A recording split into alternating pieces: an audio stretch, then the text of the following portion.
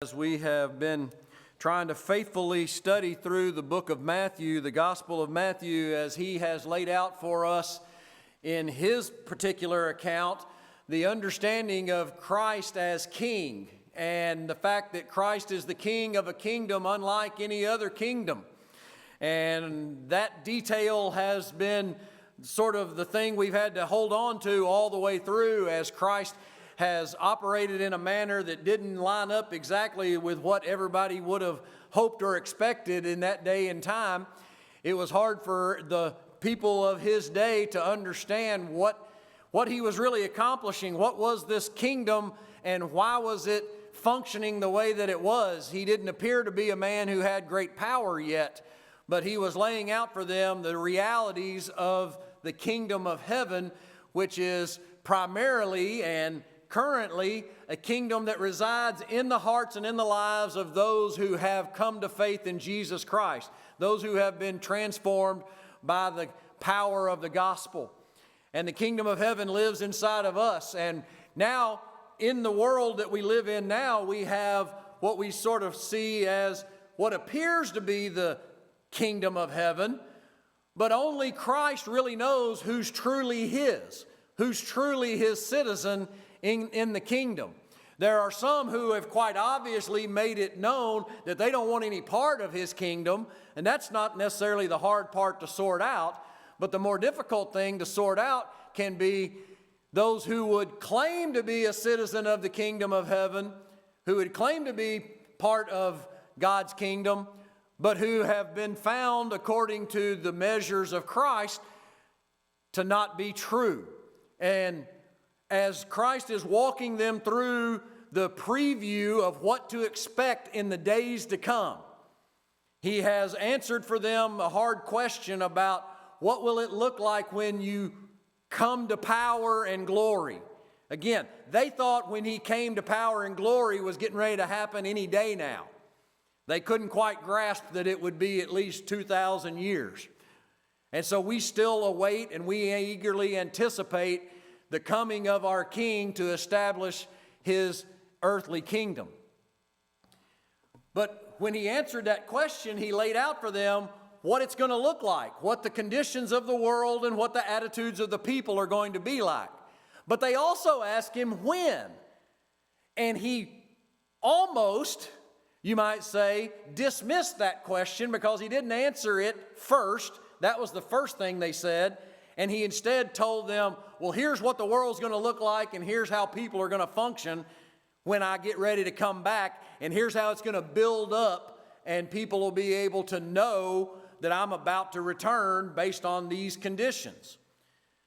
But then he also said, and oh, by the way, no one knows when I'm coming back. Now, that was quite a letdown, I'm sure, for them to try to grasp. They thought it was about to happen any minute now, and now he tells them no one knows. In fact, that's not even the thing to concern yourself with. Don't try to figure out the exact hour and day. I've told you what the general conditions will be like, and you'll be able to see things happening. I've told you what people will be like, and you'll be able to pay attention and know the conditions of the world. But here's what everybody needs to be aware of, is that the end of the world is not the thing to obsess over.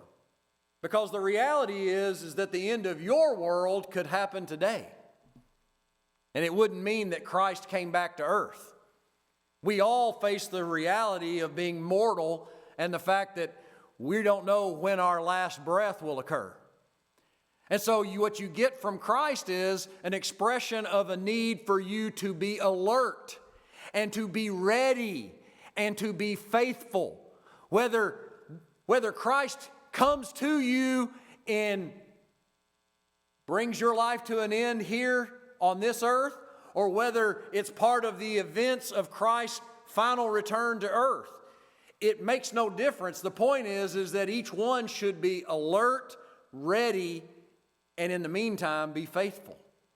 And so after he answered their question about when, he simply moved on after verse 36 of Matthew 24, saying, no one knows. That's not the point, essentially, is what he said. And then he went into explaining to them how they should prepare themselves. And everyone should live in anticipation of Christ returning, and you should also live in a full awareness that this life is brief. And that your eternal destination will be settled based on what you've done with Christ, whether your life ends in an instant or whether Christ comes back and issues and institutes the final details of prophecy. And so by the time you get to the close of chapter 24, it's less about prophecy and it's more about personal responsibility, personal preparation. And the final thing that Christ had to say, as Matthew recorded it in chapter 24, was a parable about a faithful servant who used the time and the opportunities and the wealth and the resources that God gave them here on earth to bless other people and to be faithful to use what God had given them. And then there's the contrast, which is the evil servant who said, my boss is not coming back anytime soon. In the meantime, I'm going to party and enjoy and make the most of this life and turn it into my thing. And I know eventually I might have to deal with him, but in the meantime, I won't be bothered. And he says, you know that your master will return at a time that you least expect it. You'll find yourself unprepared if that's your attitude. And that's the way Jesus closed Matthew chapter 24. And it's like, whoa, hey, I thought we were trying to figure out the signs in the sky. I thought we were trying to interpret prophecy. I thought we were trying to predict exact days and hours when all this could happen. And he said, yeah, I know. Some people are going to think that they're just going to measure it just right and then slip into the kingdom of heaven right under the deadline. He's like, it doesn't work like that. You're going to find that those who don't take it seriously now will not suddenly take it seriously at the last minute. And they will find themselves unprepared, and the return of their master will catch them unaware. And in many ways, of course, it's a very sad story. But the fact of the matter is, we have a Savior who loves us enough to tell us both sides of the story. And I got to thinking, can you tie anything that you're preaching today into Mother's Day? Well, a mother is someone who has the courage to tell you the truth, whether you want to hear it or not. She often has a way of saying it that's a lot easier to take than Daddy. There's just a harshness about us males that tends to be blunt, although I've known a few women that can be pretty direct. And you do too. I know I see smiles on your face. I'm not saying it's a full-on characteristic throughout, but the reality is somebody's got to love you enough to tell you both sides of it. And you know who can often tug at your heartstrings and get you to take seriously something? It's not the chewing out that Daddy has for you. It's when Mama says it and you see the heartbreak in Mama's face. And she says, you're not living up to what you are expected, what you know to do, right? When Mama says that there is a way to do things and I see that you're not doing them, she has a way of wounding you and yet somehow beginning to heal the wound all at the same time, right? That's a beautiful concept that I'm sure is the result of God's gracious providence, where He gives us the ability, He gives mamas in particular the ability to accomplish their goals and yet at the same time maintain that loving spirit and nurturing attitude. And so as Jesus has to tell them the whole truth, He closed chapter 24 by saying that the evil servant who did not take seriously the eventual return of his master, He says that servant will be punished. He will be cut asunder. He'll be assigned eternal punishment in a place where there will be weeping and gnashing of teeth. And so that is, of course, a reference to hell. and that is the sad, harsh reality. Today we're going to take a look at two parables in one. Two parables that come together to accomplish much the same thing, to show us that there is a need to be self-aware and to determine if you are among the true or if you are among the false. Studying all the signs and trying to be full of wisdom relative to prophecy, all of that is pointless if you find that you are not among the true. And by the true, we say those who are saved and those who have been redeemed, whose faith and trust is sincerely and genuinely in Jesus Christ.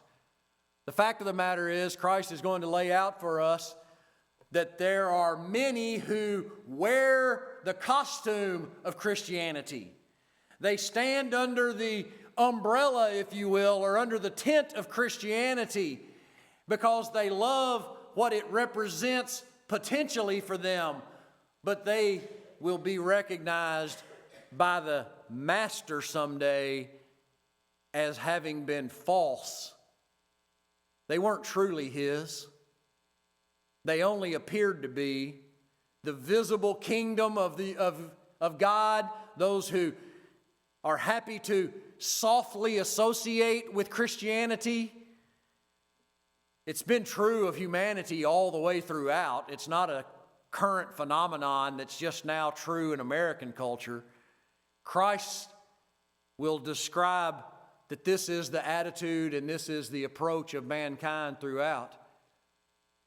And Mama loves you enough to tell you the truth, but even more than that, the Lord Jesus does. And it is necessary. He has throughout his teaching explained that there will be some who are part of the good soil and some who are part of the bad soil. He has explained that there are some who have built their lives on firm foundations and those who have built their lives on spiritual sand that will wash away in the end. He has described for us that there are many who find the broad and wide gate, but that it leads to destruction, but that there are only few who find the narrow gate that leads to life eternal. He has defined and described for us that even within the confines of Christianity, in speaking of the church, there will be some who would have to be classified as wheat and others that are classified as tares or weeds. And he tells his followers, don't try to distinguish them among yourselves. You're not capable of determining that. There will come a day when I will send my holy angels and they will harvest the whole crop and they will determine what is wheat, and it will be into the storehouse of God's eternal blessing, and that those which are found to be the tares or the weeds will be cast asunder and they will be cast into eternal fire. He has laid this out for us throughout.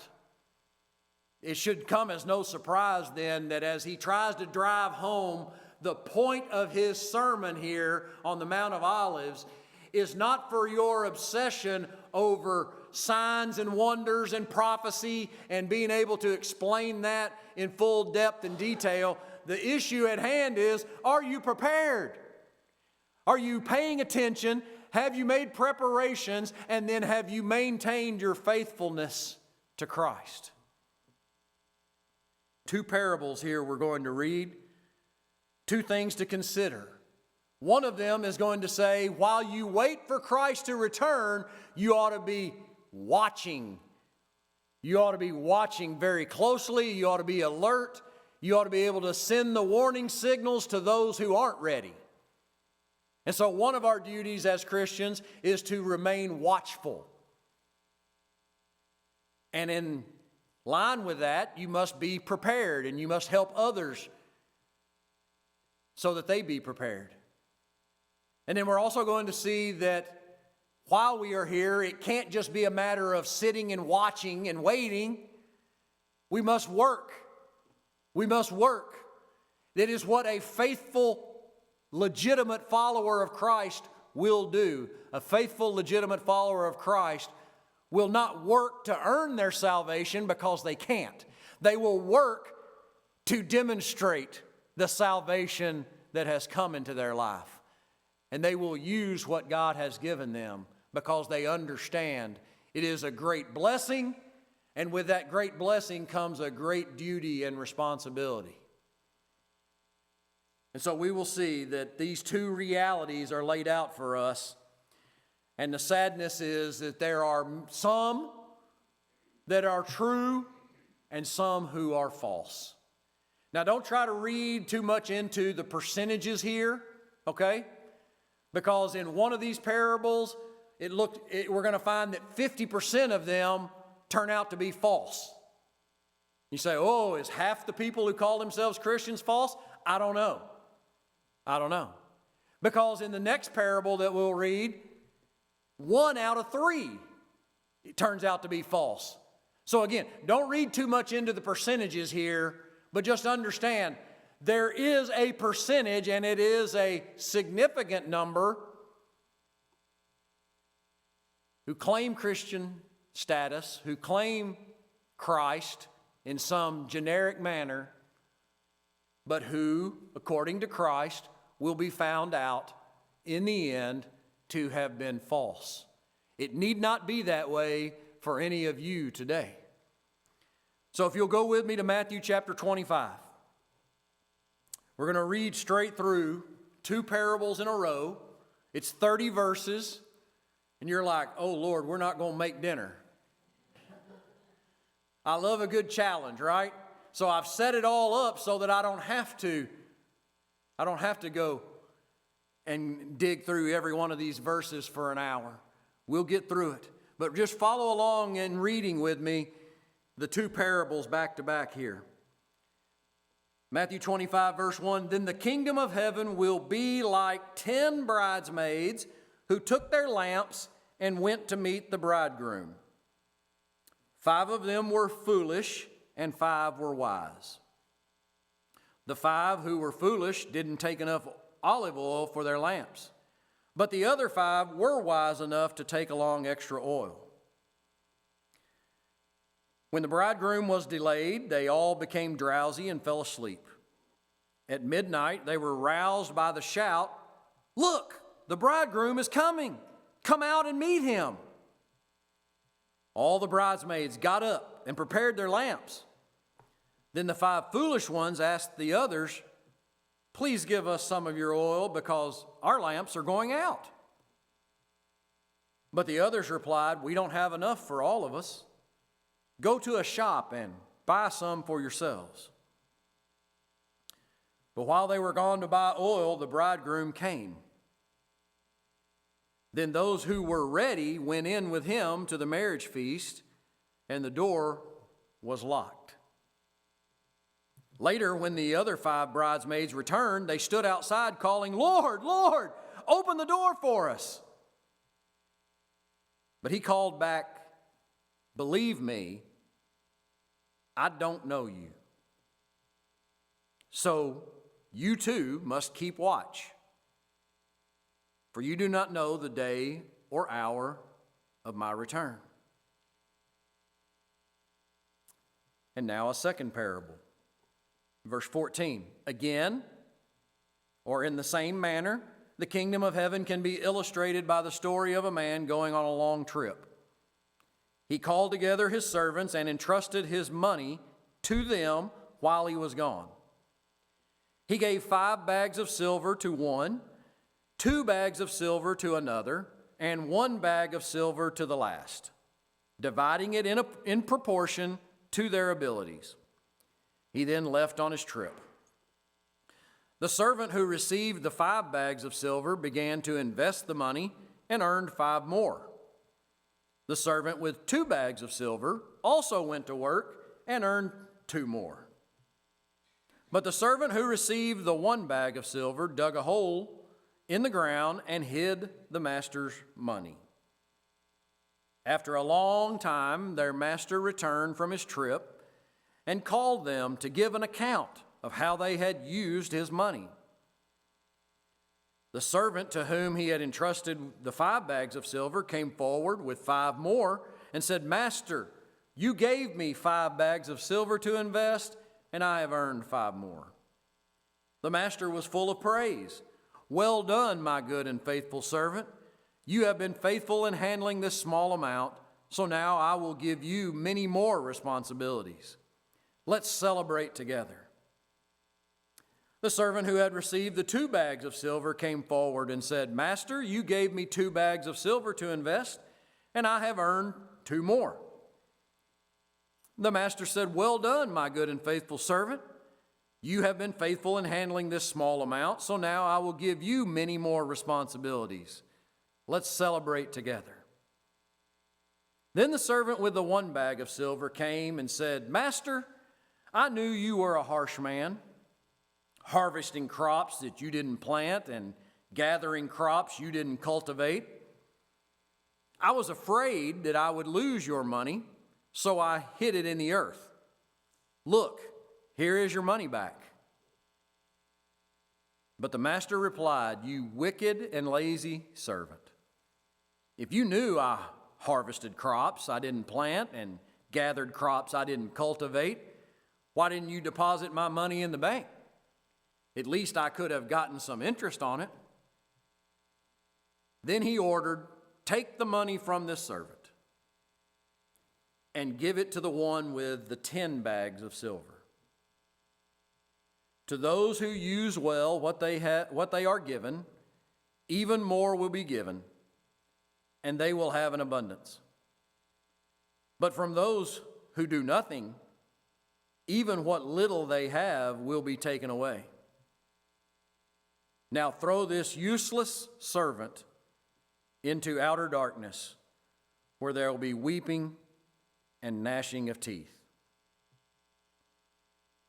All right, so a handful of things for us to gather from these 2 stories.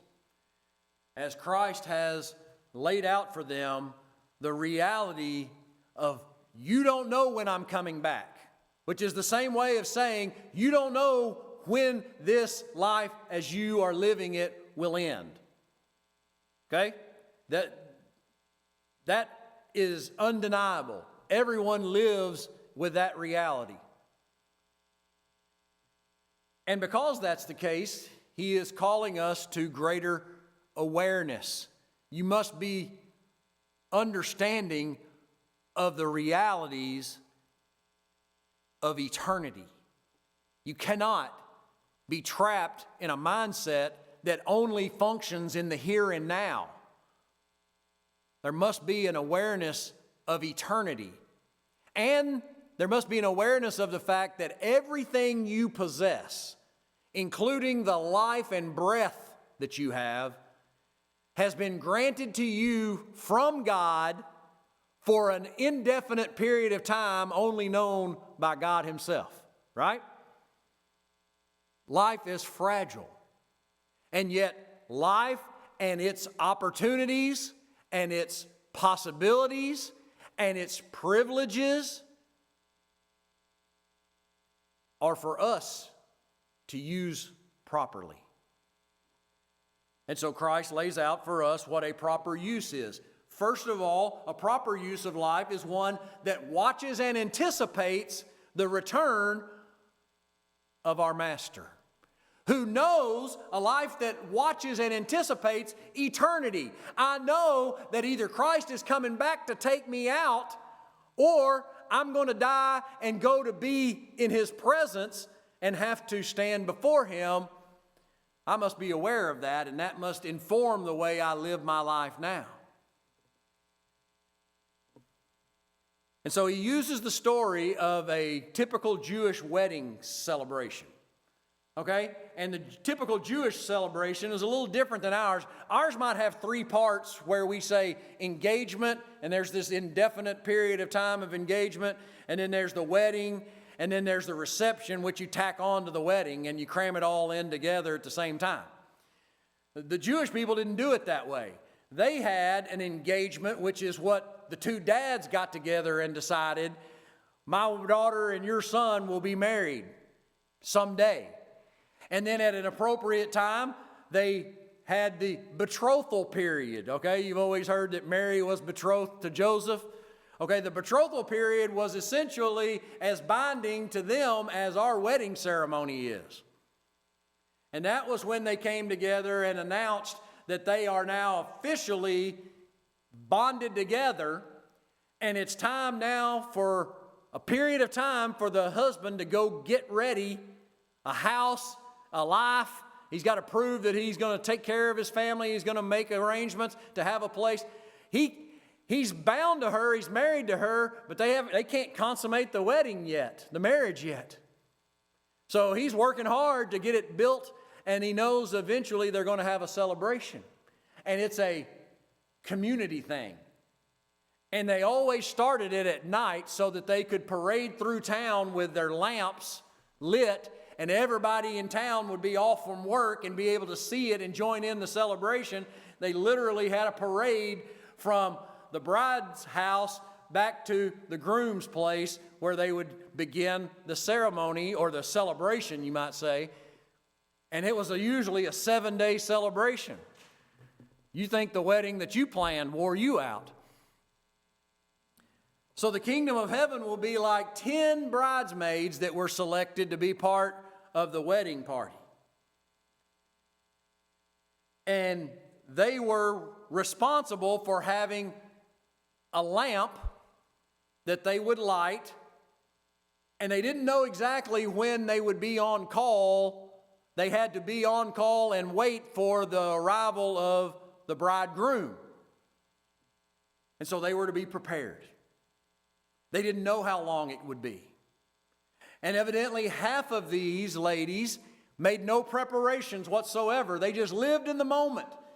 Whatever light that their lamp had in it right then, they just assumed that if we're headed over to her house, he'll be there to get us any minute now, and we'll get it started.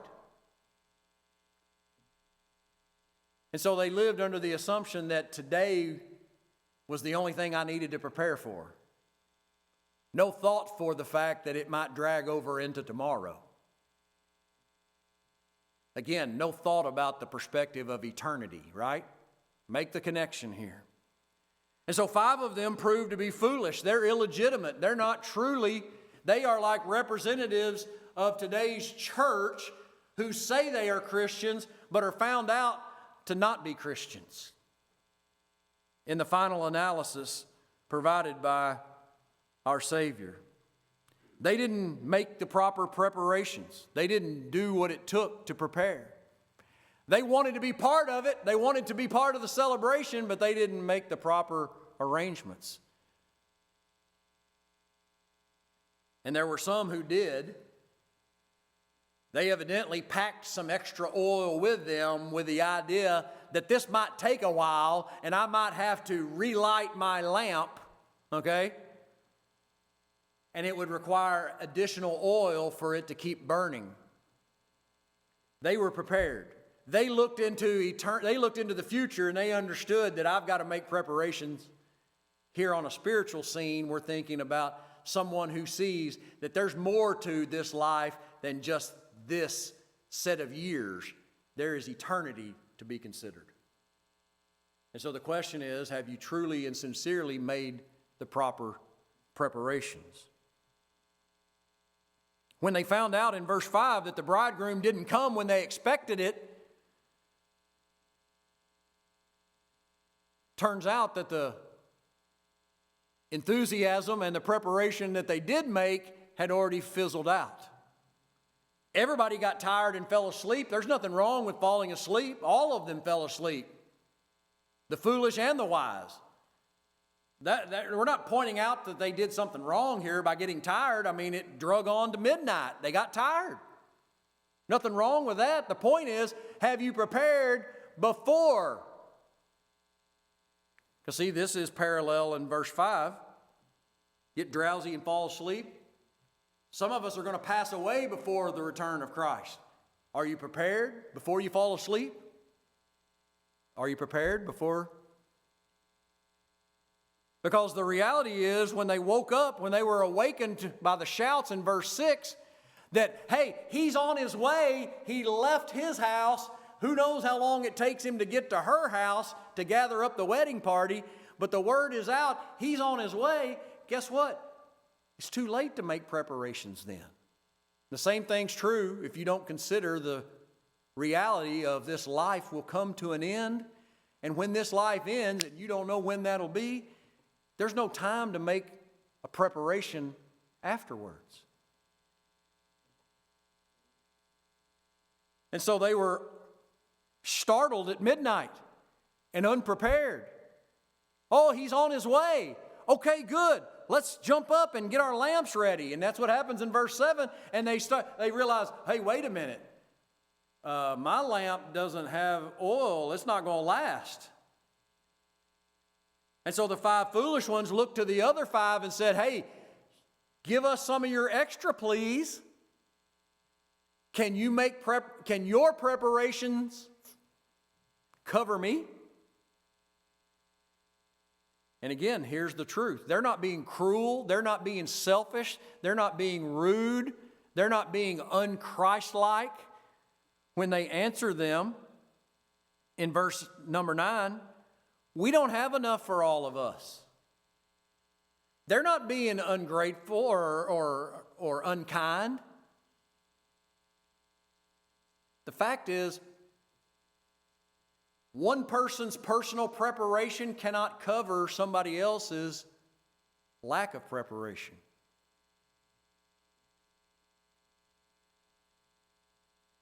You know, I used to have a teaching colleague that I know Deanne will remember, Susan Williams, used to tell students when they would arrive at the guidance office in a huff, and she would have to sit them down and calm them down, and she would say, you need to understand that an emergency on your part does not constitute a crisis on mine.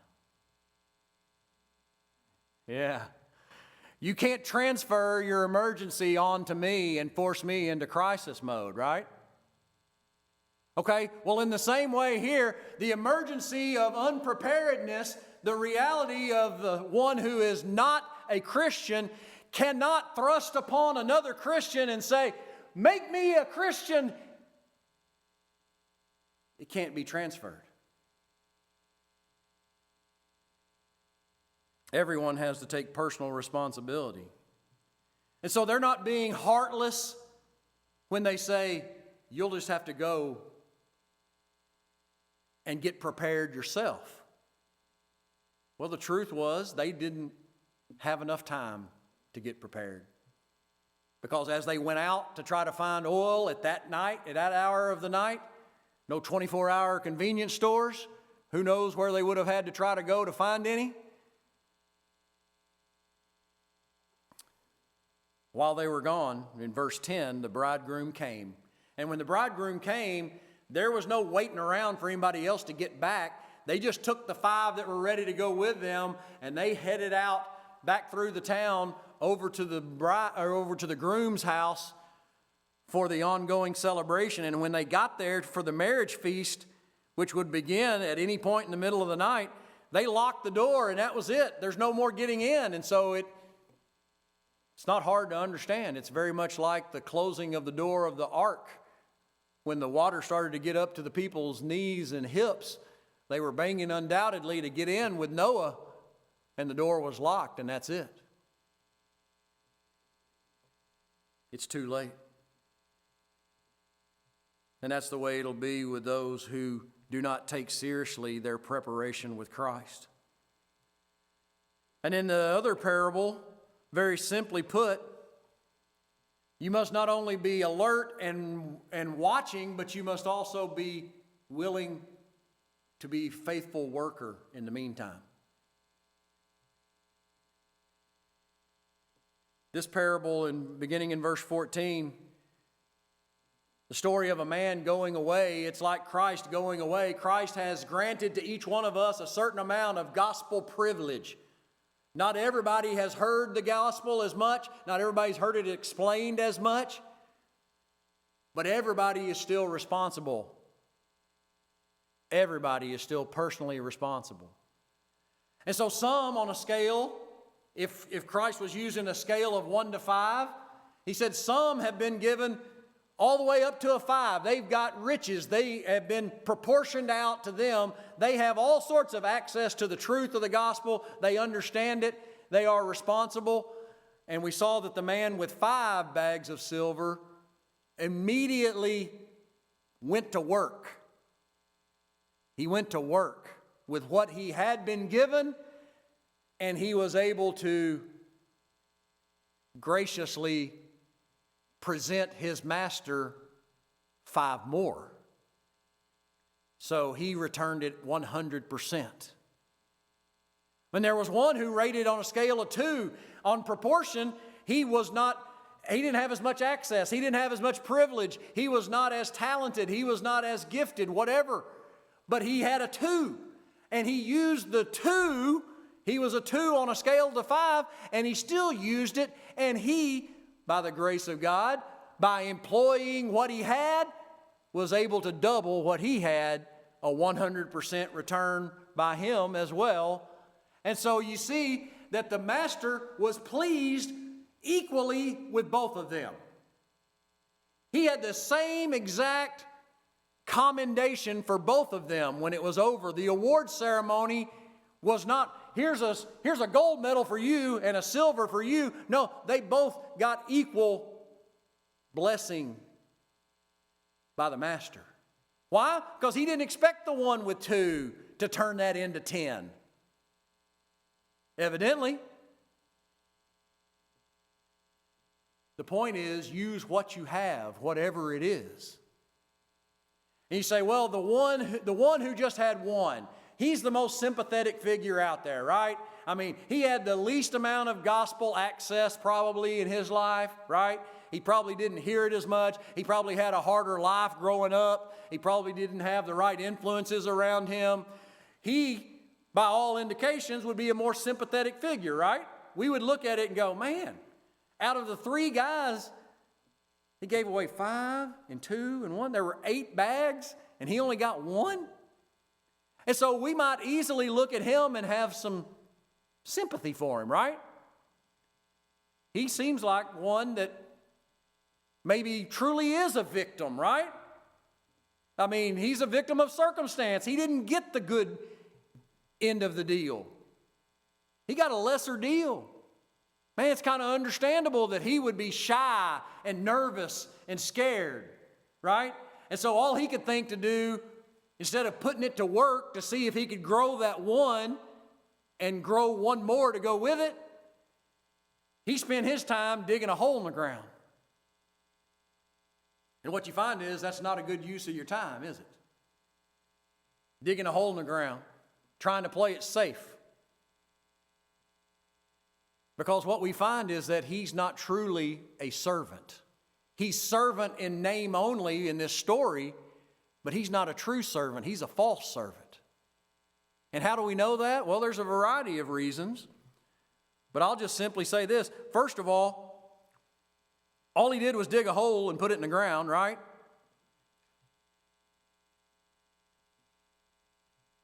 But when you see his explanation in verse 24,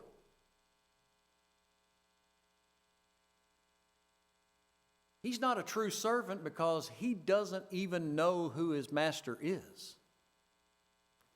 He has totally mischaracterized his master. It's a figment of his imagination. It's some sort of determination that he has come up with in his mind. See, here's the thing. He thinks of a master like some people think of God. He's a rule giver, and he's harsh, and he's just waiting to strike me down and tell me where I've failed him, and he's just up there disappointed in me all the time, and he's just waiting to strike me down, and look at all the things that he's allowed in my life. Look how good some other people have it, how rough I have it. And so they have mischaracterized their master, the one who gave them. You'll notice that the other 2, when they were called on the carpet, they said, Master, you gave me 5. You gave me 2. They knew where their blessing started, and it gave them great joy to return an even greater blessing right? This guy says, I knew you were a harsh man. See, all I knew about you is that you're strict and you've got rules or you've got laws, and you're not one who wavers and changes according to your laws and decrees. And so again, like some people, they think about God as a God of rules, and He's rigid and He's strict and He's not understanding, and He has given me a short end of the stick. Life's been harder for me than it should be. And so he just completely mischaracterized this master. There is nothing about this master that gives the indication that he was a harsh man. He didn't have to give his servants anything when he left, right? He entrusted them. And so when you understand that everything you have here in this life has been given to you as a trust from the giver of life, it changes everything.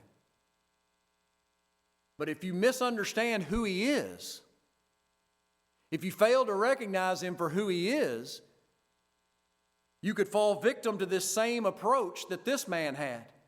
This man thought of God as lawgiver, rule enforcer, killjoy who doesn't want me to have any fun and live my own life. You're just a harsh man. And I think that you're the type who harvests crops that you didn't plant. Now he's questioning his character. He's basically saying, you take what's not even yours to take. You know, there are some people who think that God has taken what's not His to take, right? They get angry at God.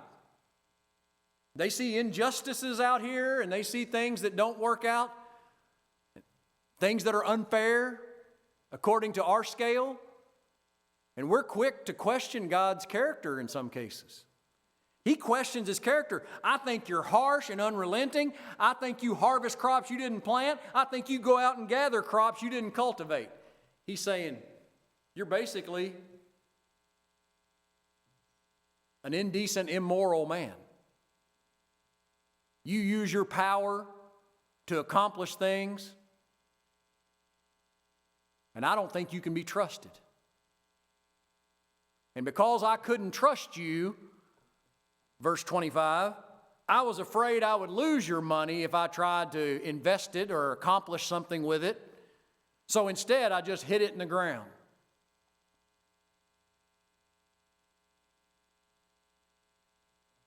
I figured I'd never be able to measure up to your standard, so I just made a plan. Thought I would live my life the best way I knew how, be as good an old boy or a good old girl as I knew how to be, play it as safe as I knew how, trust my instincts, protect my interest, and then at the very least, I could just maybe keep from being on your bad side. Here's your money back that you gave me. No more, no less. I didn't do anything. Not only did I not do the wrong thing, I didn't do anything. And the master replies in verse 26, you wicked and lazy servant. Unacceptable. Unacceptable to take what God has blessed you with and refuse to employ it for His glory. If you really knew, and this is almost tongue-in-cheek, if you really knew that I harvested crops I didn't plant and gathered crops I didn't cultivate, why didn't you go put it in the bank? At least then I would have earned 1%, 2%. You could have at least given me something. If you really thought I was that harsh, the fact of the matter is you didn't think anything. You didn't think anything. You just came up with that excuse here at the last minute because you didn't really give me any thought whatsoever.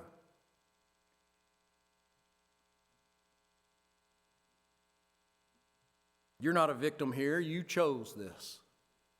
You're not a victim. You chose.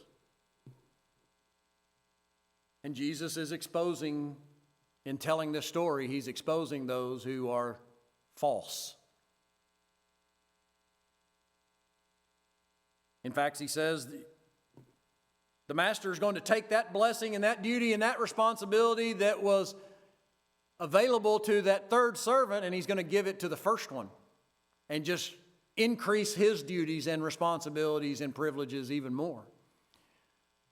But the sad truth is that while that is the principle at play in verse 29, those who do well will be given even more, but to those who do nothing, what little they have will be taken away. And beyond that, there's coming a day of reckoning in verse 30. And that was that day of reckoning for that false servant. Now throw this useless servant into outer darkness. So here he goes again. Just like he concluded chapter 24, where there will be weeping and gnashing of teeth. There will be eternal judgment and punishment for those who will not make proper preparations. And so we just simply apply it like this. There are two possible futures out there awaiting everyone. You don't know when your life will end or when Christ will return to change the current trajectory of the earth. You should be prepared at a moment's notice. Your life could end, or Christ could come back and usher in the events of his future declaration. But the fact is, there's two futures. You're either alert to it or you're not. You're either ready for it or you're not. You've either been faithful or you've not. You're either a true disciple or you're not.